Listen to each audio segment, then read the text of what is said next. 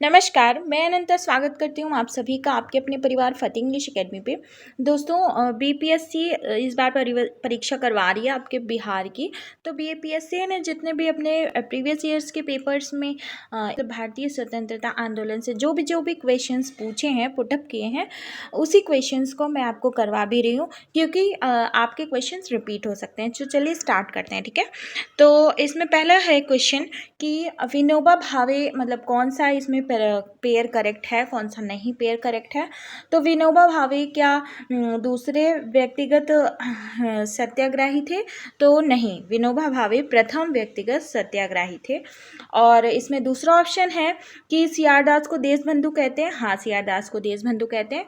तो इसका ये ऑप्शन बी ही करेक्ट हो गया, ठीक है। तो अब आगे बढ़ने की ज़रूरत ही नहीं है क्योंकि यहाँ पे ऑप्शन बी करेक्ट हो गया और सब एलिमिनेट हो गया। फिर भी हम लोग फैक्ट देख लेते हैं। तो फैक्ट में ये है कि चित्तरंजन दास सुप्रसिद्ध भारतीय नेता, राजनीतिज्ञ, वकील, कवि, पत्रकार और भारतीय स्वतंत्रता आंदोलन के प्रमुख नेता थे। इन्हें देशबंधु की संज्ञा प्रदान की गई थी। विनोबा भावे प्रथम व्यक्तिगत सत्याग्रही थे, ठीक। जबकि द्वितीय सत्याग्रही कौन था? द्वितीय सत्याग्रही कौन थे? तो जवाहरलाल नेहरू जी थे और विलियम वेंडरबर्ग। तो इसमें ये जो थर्ड ऑप्शन है, इसमें ये देखिए यहाँ पे विलियम वेंडरबर्ग की बात कही गई है। तो ये क्या है कि इन्होंने पांचवें कांग्रेस अधिवेशन की अध्यक्षता की थी। श्यामजी कृष्ण वर्मा ने लंदन में 1905 में इंडिया हाउस की स्थापना की थी। 1907 में वे पेरिस गए थे। तो इसमें कह रहा है कि ये पेरिस में इंडिया हाउस की स्थापना की थी। नहीं, इंडिया हाउस की स्थापना इन्होंने श्यामजी कृष्ण वर्मा जी ने लंदन में किया था, ठीक है। और पेरिस में तो ये 1907 में गए थे। अब नेक्स्ट क्वेश्चन आ जाता है कि ब्रिटिश शासनकाल में संविधान के विकास में कौन सा कानून ऐतिहासिक नहीं था। देखिए कुछ वो चार्टर एक्ट आया था। तो चार्टर एक्ट 1773 भी था, 1833 भी था, और ये नहीं था protection act, protection of children rights act, ये नहीं था इसमें। 1919 वाला भी था। तो ये देखकर ही समझ जाइए कि इसमें 1773 वाला था, 1833, 1919 वाला, 1935 वाला भी था। कि बिहार में तीन कठिया पद्धति, देखिए तीन कठिया पद्धति पे कितना ये फोकस कर रहे हैं। तो तीन कठिया पद्धति में नील की खेती के लिए भूमि का कितना भाग अमानत रखा जाता था, मतलब कि कितनी खेती पे नील की खेती करना पड़ता था उनको। तो 20 बीघे पे 3 बीघा तो इनको करना ही पड़ता था, ठीक है। तो अब नेक्स्ट आ जाता है, नेक्स्ट क्वेश्चन आ जाता है, बिहार में कांग्रेस का प्रथम अधिवेशन कहाँ किया गया था, कहाँ रखा गया था? तो प्रथम हुआ था पटना में, दूसरा गया में। तो पटना में जब हुआ था तो 1912 में हुआ था, बांकीपुर पटना में। और जो बिहार के गया में हुआ था तो 1922 में हुआ था। और 1922 में सीआर दास जी की अध्यक्षता में कांग्रेस का अधिवेशन हुआ था। और इसकी खास बात ये है कि ये जो 1922 में दिसंबर में हुआ था, उसके बाद ये एक घटना हुई थी यहाँ पे 1922 में, चौरी चौरा का, ये उत्तर प्रदेश में। तो चौरी चौरा के बाद जब गांधी जी ने असहयोग आंदोलन वापस ले लिया तो सीआर दास और मोतीलाल नेहरू, ये सारे जो नेता थे कुछ, वो मतलब कि नाराज़ हो गए। और इस अधिवेशन में यही सारी बातें चल रही थी कि वापस लिया गया, ये सही नहीं हुआ। तो उसके बाद फिर इन्होंने स्वराज पार्टी की स्थापना 1923 में कर दिया था। इसलिए स्वराज पार्टी भी आपके लिए इम्पॉर्टेंट हो जाता है, ठीक। अब नेक्स्ट आ जाए, हाँ यहाँ पे लिखा भी हुआ है, बाद में सीआर दास और मोतीलाल नेहरू जी ने स्वराज पार्टी का गठन 1 जनवरी 1923 को किया था, ठीक है। अब नेक्स्ट क्वेश्चन आ जाता है, जयप्रकाश नारायण को कौन सी उपाधि दिया गया था? जयप्रकाश नारायण को कौन सी उपाधि दिया गया था? लोकनायक दिया गया था, और इसमें और कोई भी नहीं। तो लोकनायक दिया गया था। लोकमान्य किसको दिया गया था? लोकमान्य तिलक को दिया गया था, ठीक है। लोकनायक जयप्रकाश नारायण। जयप्रकाश नारायण कहाँ के हैं? तो बिहार के ही हैं। और नेक्स्ट आ जाता है कि हाँ एक बात और, कि जयप्रकाश जी ने किसके जंगलों में क्या स्थापना किया था, कौन से किस चीज़ की स्थापना की थी? तो ये मैंने पुराने वीडियोस में बता रखा है, जाके देख लीजिएगा। और निम्न में से किस कॉलेज में गांधी जी ने पढ़ाई की थी? तो गांधी जी ने पढ़ाई की थी श्यामल दास कॉलेज भावनगर में, ठीक। प्रसिद्ध गीत जो सरफरोशी की तमन्ना अब हमारे दिल में है, ये गाना तो मुझे बहुत पसंद है। और इसको किसने मतलब लिखा है, तो इसको लिखा है राम प्रसाद बिस्मिल ने। ये देखिए, सरफरोशी की तमन्ना अब हमारे दिल में है। भारतीय राष्ट्रीय कांग्रेस द्वारा किस दिन को घोषित किया गया पूर्ण स्वराज दिवस?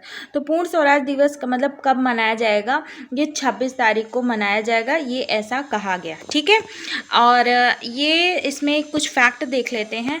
31 दिसंबर 1929 की अर्धरात्रि के समय रावी नदी के तट पर एक वीडियो में मैंने पूछा भी था कि कौन सी नदी के तट पर झंडा फहराया गया, तो रावी नदी के तट पर झंडा फहराया गया। और इसी दिन 26 जनवरी 1930 को राष्ट्र का प्रथम स्वतंत्रता दिवस को मतलब मनाने की घोषणा की गई कि 26 जनवरी को हम पूर्ण स्वराज दिवस मनाएंगे, इसीलिए 26 जनवरी को मनाया जाता है गणतंत्र दिवस। ठीक है, यही कारण है।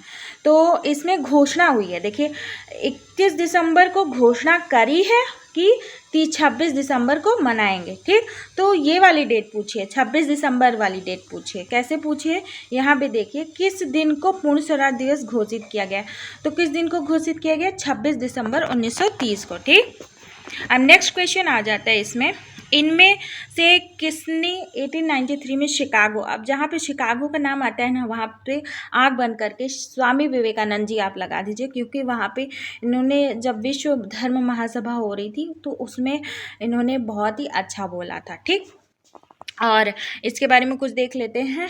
इनके विश्व प्रसिद्ध भाषण दिया था और इन्होंने क्या कहा था कि मुझे गर्व है कि मैं एक ऐसे धर्म से हूँ जिसने दुनिया को सहनशीलता का पाठ पढ़ाया।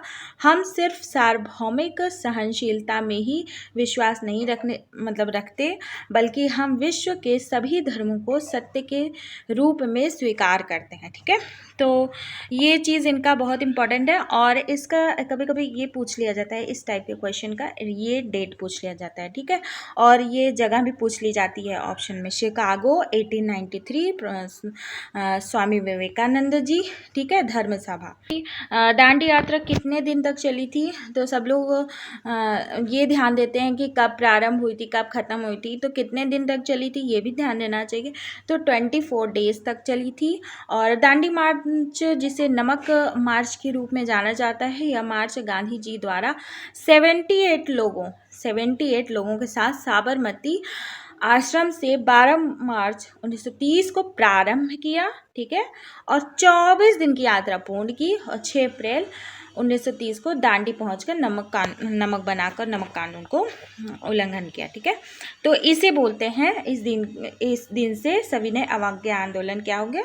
शुरू हो गया। ठीक, नेक्स्ट क्वेश्चन है इसमें, किस अधिनियम के बारे में जवाहरलाल नेहरू ने कहा था हमें एक ऐसी कार दी गई है जिसमें सब ब्रेक है पर इंजन नहीं है? तो ये एक्ट ऑफ 1935 के बारे में जवाहरलाल नेहरू जी ने ऐसा कहा था। ठीक, अब नेक्स्ट आ जाता है, मैडम कामा ने भारत की तिरंगा जो स्वतंत्रता ध्वज को फहराया था, तो फहराया कहाँ था? स्टटगर्ड में। स्टटगर्ड कहाँ है? स्टटगर्ड है आपका जर्मनी में। और कब फहराया था? 1907 को फहराया था, मतलब 1907 को फहराया था। और ये जो झंडा इन्होंने भारत का फहराया था, ये क्यों फहराया था? क्योंकि उस टाइम क्या हो रहा था ना, कि जो ब्रिटिश उपनिवेशवाद थे वो जो है भारत को मतलब बहुत ज़्यादा एक्सप्लॉइट कर रहे थे, शोषण कर रहे थे भारतीयों का। तो जिस वजह से इन्होंने भारत का झंडा इस चीज़ को इंगित करते हुए फहराया था। और इनके साथ कौन थे? इनके साथ थे विनायक दामोदर सावरकर जी। और तो विनायक दामोदर सावरकर और मैडम कामा जी ने ये जो झंडा था इसका डिज़ाइन किया था। ठीक, अब नेक्स्ट आ जाता है, हाँ इसमें कुछ फैक्ट है, आप इसको पढ़ लीजिएगा। अब नेक्स्ट है इसमें क्वेश्चन कि इसमें 1945 और 46 में दिल्ली में हुए INA के मुकदमों के पक्ष में पेश हुए वकील थे, तो कौन थे? बबलू भाई देसाई। अब इसके बारे में थोड़ा देख लीजिए। ठीक है, सरकार ने आज़ाद हिंद फौज के कैदियों पर सार्वजनिक मुकदमा चलाने का निर्णय लिया। मुकदमा लाल किले में गुरु बख्श सिंह, प्रेम कुमार सहगल, शहनवाज खान को एक कटघरे में खड़ा करके चलाया गया। इस युद्ध बंदियों पर मुकदमा चलाने के निर्णय के विरुद्ध पूरे देश में तीव्र प्रतिक्रिया हुई और पूरा देश इन सैनिकों के बचाव में आ गया। कांग्रेस द्वारा आज़ाद हिंद फौज बचाव समिति का गठन किया गया। उस समय कांग्रेस के भूला भाई देसाई और जवाहरलाल नेहरू, तेज बहादुर सप्रू, कैलाश नाथ काटजू आदि युद्ध बंदियों के बचाव में के पक्ष में उतर गए आए थे। 1923 में स्वराज पार्टी का गठन किसने किया था?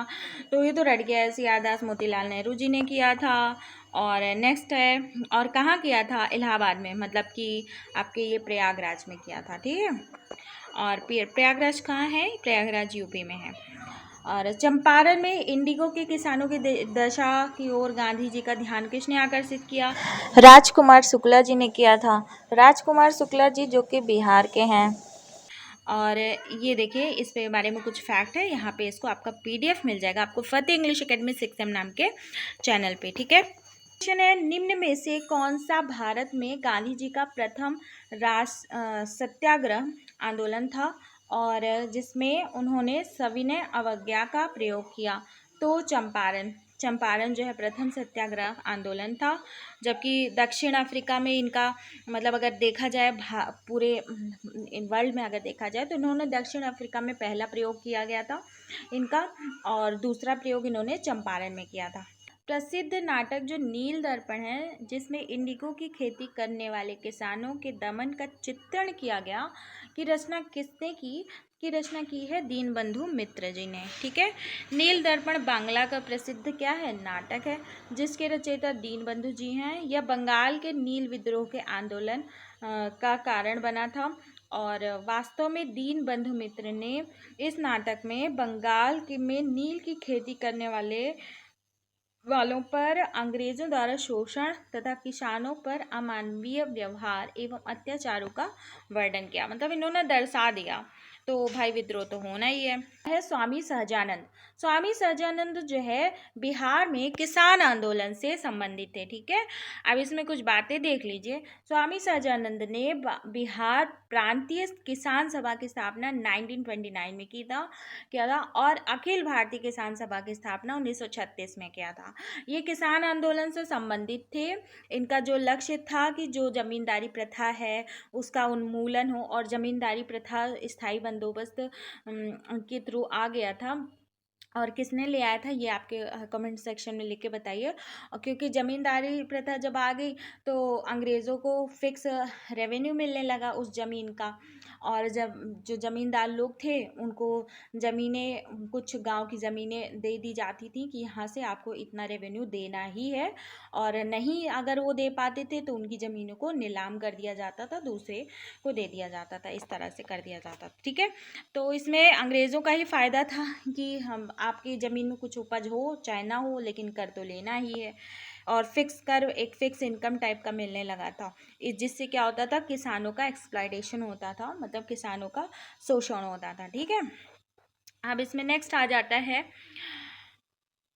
बंगाल विभाजन के प्रत्याघात के रूप में कौन सा आंदोलन शुरू हुआ? मतलब कि अब बंगाल विभाजन जब घोषणा हुई तो कौन सा आंदोलन शुरू हो गया? तो शुरू हुआ स्वदेशी मूवमेंट शुरू हो गया, ठीक है। अब इसके बारे में कुछ फैक्ट देख लेते हैं। बंगाल विभाजन का प्रस्ताव कब आया था? प्रस्ताव आया था 1903 में, ठीक है। और ये जुलाई 1905 में बंगाल विभाजन की घोषणा कर दी गई, ठीक है। और जिसके विरोध में क्या हुआ? स्वदेशी आंदोलन प्रारंभ हो गया, ठीक है। 1905 में घोषणा हो गई कि हाँ भाई बंगाल विभाजित होगा, तो ये इसके विरोध में स्वदेशी आंदोलन प्रारंभ हुआ। और स्वदेशी आंदोलन का विचार सर्वप्रथम किसने ले आया था? कृष्ण कुमार मित्र के पत्र संजीवनी में 1905 में प्रस्तुत किया गया था, ठीक। में से किसने 1857 के विद्रोह में सक्रिय भाग लिया था? तो नाना साहब ने भी लिया था भाई कानपुर से, बेगम हजरत ने भी लिया था लखनऊ से, और मौलवी अहमदुल्ला जी ने भी लिया था फैज़ाबाद से, बेगम जीनत महल ने भी लिया था दिल्ली से, ठीक है। तो इसमें ऑप्शन ई करेक्ट होगा। क्यों? क्योंकि ऑप्शन ई इसलिए है क्योंकि मोर देन वन एबो, मतलब उसमें सारे एक से ज़्यादा हैं, ठीक है। अब नेक्स्ट क्वेश्चन, इसमें कुछ फैक्ट है, इसको आप पढ़ लीजिएगा। और नेक्स्ट है इसमें क्वेश्चन नंबर 14, और 14 के आप इसकी नंबर पे मत जाइए क्योंकि मैंने अलग अलग जगह से आपके लिए क्वेश्चन कलेक्ट किया है। ठीक, अब नेक्स्ट आता है बिहार में 1857 का नेतृत्व किसने किया था। तो ये तो बहुत इंपॉर्टेंट है, कुंवर जी ने किया था। और कुंवर जी का जन्म हुआ था 1777 में, भोजपुर ज़िले में हुआ था। और इन्होंने कहाँ से, मतलब कहाँ के लिए लिया था विद्रोह, कहाँ का नेतृत्व किया था, तो ये किए थे जगदीशपुर से इन्होंने किया था। और ये इसमें इतना ही इम्पॉर्टेंट है। और नेक्स्ट आ जाते हैं क्वेश्चन। हाँ, ये क्वेश्चन देखिए, ये थोड़ा सा अलग है। ठीक है, और ये क्वेश्चन है 1831 में बुद्धो भगत के नेतृत्व में कोल विद्रोह किस क्षेत्र में हुआ। अब यहाँ पे देखिए, आप बुद्धो भगत को भी याद कर लीजिए कि के नेतृत्व में कोल विद्रोह। अब कोल विद्रोह कब हुआ था? कोल विद्रोह जो है 1831 में स्टार्ट हुआ था और 1833 तक चला था। ठीक है, और ये ऐसा क्यों हुआ था? क्योंकि ये देखिए, ये सिंघम भूमि पर हुआ था। क्यों? क्योंकि ये जो वहाँ के जनजाति लोग थे, कोल जनजाति थी, तो वो लोग अपने आराम से जंगल में खा पी रहे थे। वो बंजर भूमि को ना, बंजर भूमि को वो मतलब कि उर्वरकता एकदम, मतलब उपजाऊ भूमि बना देते थे और उसी भूमि पे उगाते थे, उसी भूमि पर रहते थे। ठीक है, तो वो अपनी भूमि मानते थे। और उसके बाद जब ये स्थायी बंदोबस्त आ गया ना बंगाल में, इससे क्या हुआ कि इनका स्थायी बंदोबस्त आया 1793 में। हाँ, 1793 में आया। तो इससे क्या हुआ कि इनको भी परेशानी होने लगी, ज़मींदारों से, इन सब से परेशानी होने लगी। इनके जो इनका शोषण होने लगा, इनकी बहन बेटियों का इज्जत खराब होने लगा और लोग इनका शोषण करने लगे। तो इसलिए ये सब शोषण की वजह से ये विद्रोह किए कोल जनजाति वाले। ठीक है, तो ये इनका विद्रोह कौन कौन सी भूमि पर था? सिंह भूमि, पलामू, हजारीबाग, ये सब क्षेत्रों में ये रहा करते थे। अब भाई वहाँ की ज़मीनें ये क्यों अपनी मानेंगे? क्योंकि बंजर ज़मीन को जब इन्होंने फर्टाइल बनाया है तो ये अपना उस पर अधिकार मानते थे और रहते थे। ठीक है, अब नेक्स्ट आ जाता है इसमें क्वेश्चन कि 1632 में बिहार के पटना शहर में कौन सी कंपनी में अपनी फैक्ट्री स्थापित किया था? तो डच ईस्ट इंडिया कंपनी ने स्टार्ट किया था। अब नेक्स्ट क्वेश्चन आ जाता है इसमें 1760 का प्रसिद्ध वांडीवाश का युद्ध अंग्रेजों द्वारा हुआ था, किसके मतलब किसके खिलाफ हुआ था? तो अंग्रेज और फ्रेंच। तो 1760 में युद्ध हुआ और जिसमें जो है ये फ्रांसीसी हार गए और ये अंग्रेज जीत गए। अब नेक्स्ट आ जाता है पॉइंट नंबर 10। बंगाल में द्विशासन प्रणाली किसके द्वारा लागू किया गया था? तो रॉबर्ट क्लाइव के द्वारा लागू किया था द्विशासन प्रणाली। ठीक है, द्वैशासन प्रणाली जिसे कहते हैं। और इसके बारे में आप थोड़ा सा फैक्ट देख लीजिए। द्वैत शासन की शुरुआत रॉबर्ट क्लाइव ने की थी 1765 में। इसके अंतर्गत कंपनी दीवानी और निजामत के कार्यों का निष्पादन भारतीयों के माध्यम से करती थी, लेकिन वास्तविक शक्ति किसके पास थी?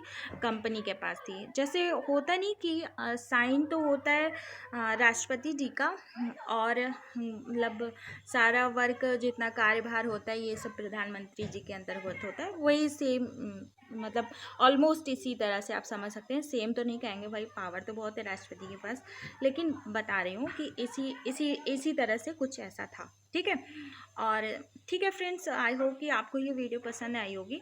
और फ्रेंड्स, आप ये इस वीडियो को ज़रूर शेयर करिएगा अपने उन फ्रेंड्स के साथ या उन लोगों के साथ जिनको आप जानते हो कि हाँ ये तैयारी करते हैं और इनको ज़रूरत है इस तरह की पढ़ाई पढ़ने की। ठीक है, और इन सारी क्वेश्चंस को दिमाग में ध्यान में रखिएगा क्योंकि ये दोबारा रिपीट हो सकते हैं और ये सारे बिहार में ही क्वेश्चन पूछे गए हैं BPSC के। तो ठीक है फ्रेंड्स, फिर मिलते हैं नेक्स्ट वीडियो में। तब तक के लिए बाय बाय, टेक केयर, नमस्कार।